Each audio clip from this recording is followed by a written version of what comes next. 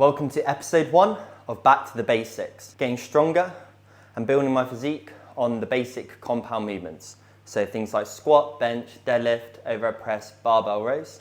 I've got a simple setup, got like a squat rack, got like a barbell SSB, and I've got a few dumbbells. And I'm just gonna see how strong I can get and document it. Today is barbell overhead press day. So I'm starting off on 45 kilos. I'm doing 3 sets, first 2 sets of 5, and then last set's an AMRAP. Every time I beat 5 on that last set, I'll add 2.5 kilos the next week. Got set 1 here, aiming for 5 reps. Something to think about when overhead pressing is you want a nice stable base to press from. Feet outside of hip width, you want to squeeze your glutes, flex your quads as hard as you can, and then you're going to take a nice deep brace before you press on each rep. That will give you a strong base to press from. Should switch over to you pressing bigger numbers. Second set of 5 here.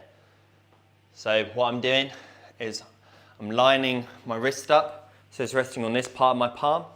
When I grab underneath the bar, my wrists are nice and strong and stacked, and they're not getting bent backwards like this. So resting this part of the palm onto the bar. Finding that, and then I'm leaning in to find where that pressure is. Then, once I've found that pressure build, keeping that tension, step under, big breath, and then get the set into your stance, squeeze the glutes, squeeze the quads, drive. Whew, set 2. Barbell overhead press is one of those exercises that can get bashed a lot, but you can't really beat the basics.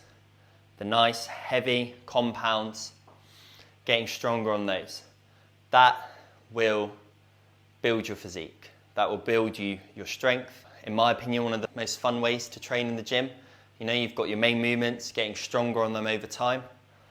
I mean, doesn't get much better than that. Barbell overhead press, if you've kind of been deterred from it by seeing videos saying that it's not very good for hypertrophy, etc., give it a try. It's one of the best exercises out there. Final set, aiming for an AMRAP here, so I'll aim for about 7, 8, somewhere around there. So same cues as last time.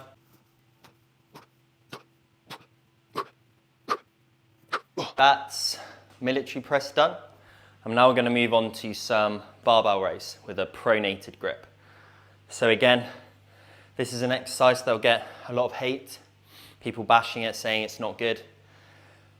It really is one of the best rowing variations you can do. People will say, oh, your lower back's involved and it can interfere with your deadlift.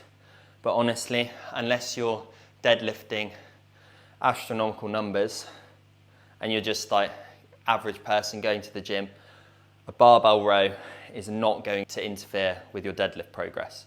If anything, it's only going to strengthen all the muscles, strengthen that position isometrically, and it will have carryover to a deadlift, if anything, not actually take away from your deadlift. Aiming for sets of 8 here.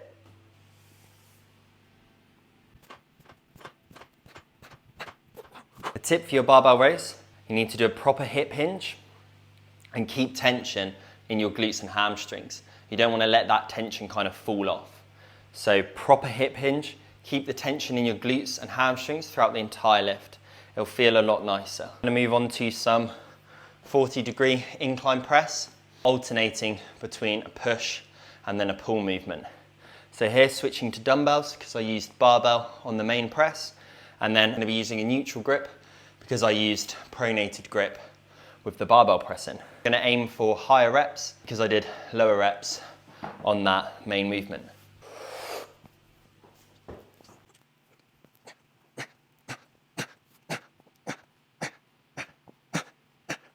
I'm going to finish up the workout with 2 sets of dumbbell pullovers, and then I'm going to do a rest pause set of dumbbell lateral raises for the side out.